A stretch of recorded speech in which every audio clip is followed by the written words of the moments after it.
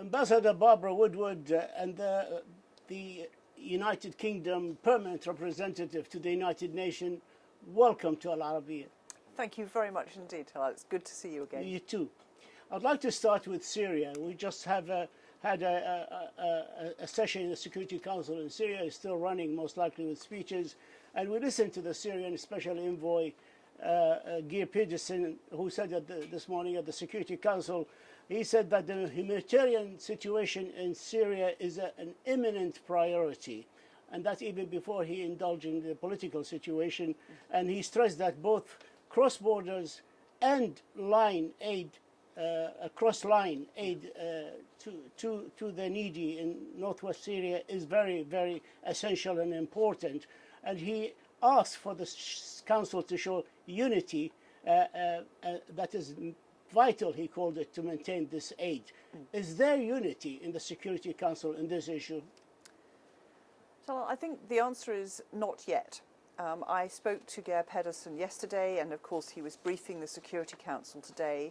And as you say, he highlighted the acute humanitarian need in Syria. 13.4 million people are in need of aid. And we are not able to fulfill that need. We've seen it go up 20% in the last year.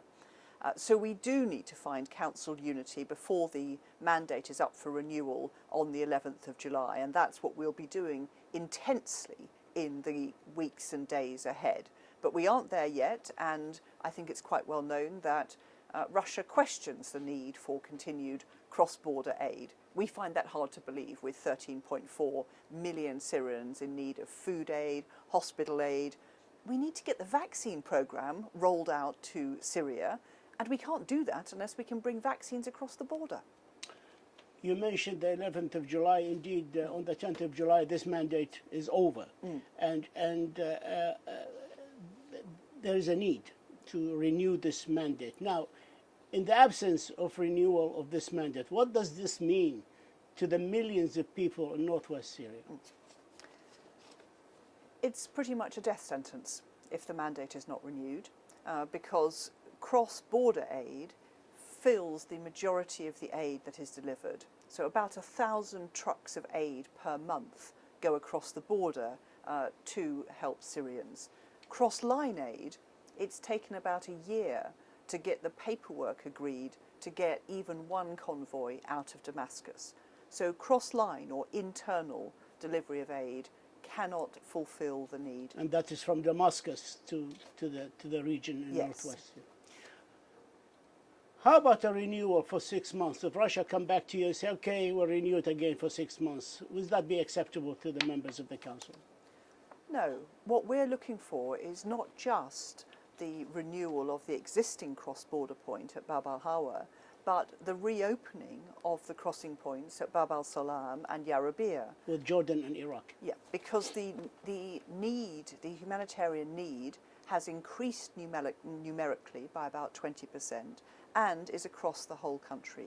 So we're seeking an expansion of the mandate, of course alongside, as Geir Pedersen said today, progress on the political track so that this doesn't run forever.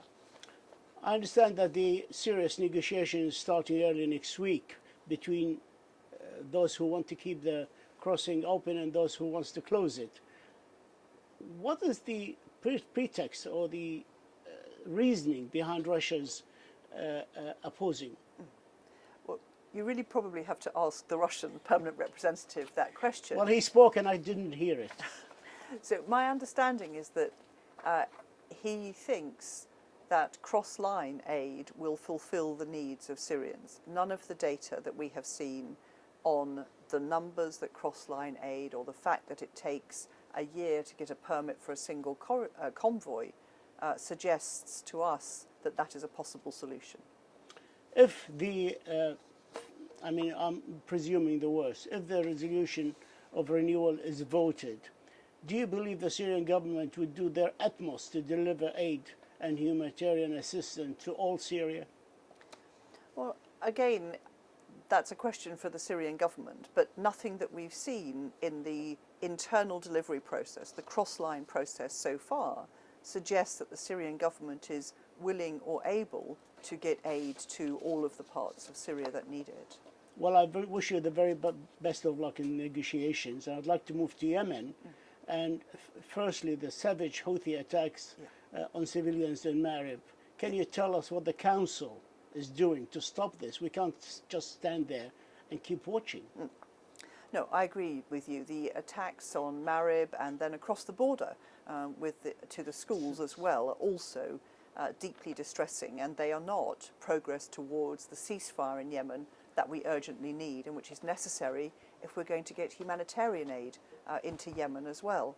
So we have had discussions, and I've spoken to the Special Envoy, Martin Griffiths, who finishes his very, very hard-working tenure, and we are looking forward to seeing who the next Special Envoy is and then picking up that mandate again. Any light in the tunnel on ceasefire, or also on the Omani good mediations efforts that reached you? I know that the various channels for discussion are still going on. Most of them are not big public meetings, and we very much welcome that and continue to encourage it. And when I spoke to Martin last week when he briefed the Council, we heard that he had at last been able to go to Sana'a. But we haven't yet seen the breakthrough we need either on a ceasefire or progress on humanitarian aid, or indeed critically on the Safa oil tanker, which could spill 1.14 million barrels of oil into the Red Sea at any point. How do you explain the failure of the Security Council and the international community to convince, to force, to cajole the Houthis to do something about the tanker? I think it's based on a misperception, really. I think the Houthis think that in the tanker they have an asset. They think they have oil, and of course the fuel needs in Yemen are critical. It's only getting about 1/3 of the oil it needs. But the fact is that tanker could rupture at any point, and the Houthis would be responsible for one of the greatest environmental disasters ever seen in the Red Sea. But I think it is clearly up to the Houthis. The UN have indicated willingness to go and do the assessment to make it safe, but it is the Houthis who need to give the permissions for that, and that up to now they haven't. Ibrahim Raisi has been elected by 70 million Iranians or so to be the next 8th president of Iran, starting on the 3rd of August. Do you think the elections of Raisi, a hardliner well known for his human rights record, will help or hinder the efforts of Britain and the United Nations in Yemen in convincing the Houthis to stop the violence and stop the war? I think there's really, from our point of view, 3 key issues on President Raisi's agenda. The first is the JCPOA talks, which are due to reconvene in Vienna next week for their 7th round. Really important that we move forwards there. This can't be time unlimited talks. The second one, as you say, is Iran's involvement in the region. And the third one, which we've discussed, of course, is Iran's ballistic missile program. And we very much hope that President Raisi will give attention to all of those issues and promote stability in the region. But rejoining the JCPOA and lifting the sanctions is what Iran wants, lifting the sanctions, more revenues. But really, the ballistic missiles and the interference in the affairs of the countries of the region is not high on the priority of the negotiators, and they want to leave it for another day, where Iran will have no incentive to play fair. So it's a very worrying prospect for the peoples and the countries and the government of the region, by the way. I would like to ask you about one last question. Time's caught up with us concerning Tigray and the Renaissance Dam. The situation is hotting up between Egypt and Sudan from one side and Ethiopia. Everybody's fearing the worst, even though the countries are cooling, the rhetorics. But however, there is a big problem there. It has to be, would you advise, would you recommend, would you support bring it into the Security Council, because it hasn't worked in the African Union so far. I'm sorry to say that, but it hasn't worked. And also the situation in Tigray is getting worse and worse, and the famine is threatening the lives of millions. Yes, you're right. And so we haven't yet got the results of the elections in Ethiopia, but the new Prime Minister will need to confront, as you say, all of these problems. A famine in Ethiopia, which has threatening the lives immediately of 350,000 people, with millions more at risk because the planting hasn't gone ahead.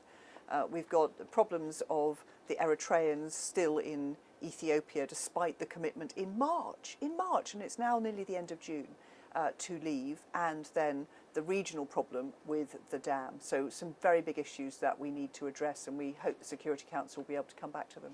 You did call it a man-made disaster and a famine, but we thank you, sir. Madam Ambassador Barbara Woodward, the United Kingdom permanent representative for the United Nations. You always benefit us from your insight. We thank you and we wish you the very best of luck. Thank you. Thank you, Talal. Pleasure to see you. Thank you.